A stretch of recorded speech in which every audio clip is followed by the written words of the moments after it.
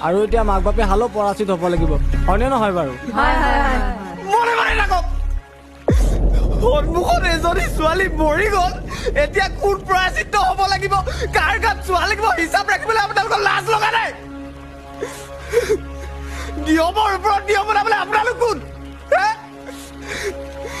তাই গিয়েকৰ অত্যাচাৰ সহ্য কৰিব নোৱাৰি ঘৰলৈ ঘূৰি আহিছিল তাই ঘূৰি অহাটোৱে কিমান ডাঙৰ ভুল হ'ল ঘৈণীয়েক এজনী ঢুকাই গ'লে প্ৰত্যেকটো মতা মানুহে আকৌ বেলেগ এজনী আনিব পাৰে কিন্তু ছোৱালী এজনী যদি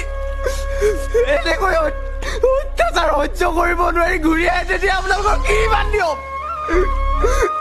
তাকে দিয়া হৈ যাব নোৱাৰিব বেলেগলৈ আপোনালোক এজনো আহিব নালাগে